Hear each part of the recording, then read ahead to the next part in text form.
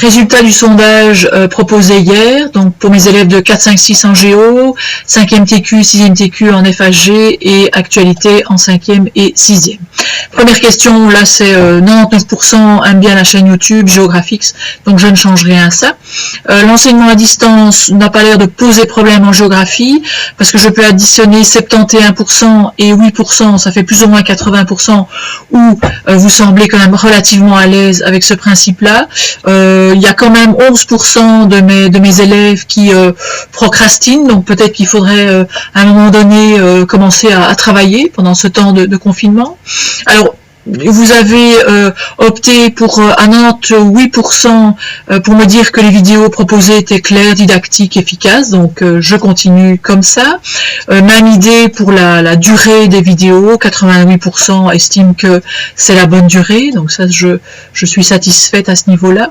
Très intéressant, c'était est-ce que vous êtes capable d'étudier à un moment donné sans explication, donc juste avec les vidéos.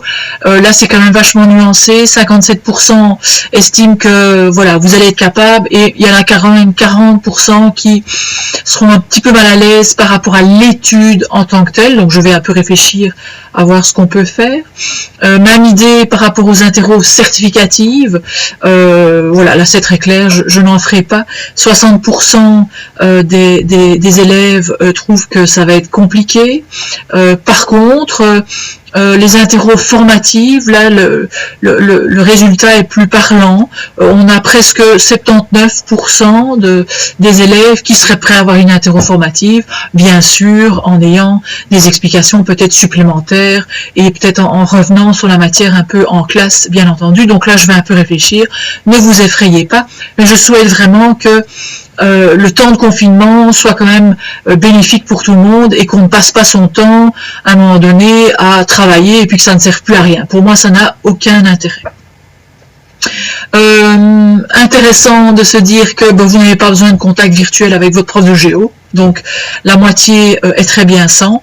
Je continue donc comme ça sans avoir de contact via des vidéoconférences.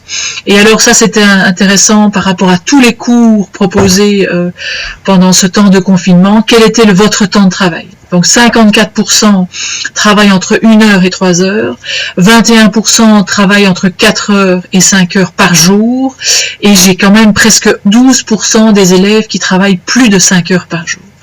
Voilà, donc je vous remercie vraiment d'avoir participé à ce sondage, et je vous donne rendez-vous bientôt sur ma chaîne YouTube.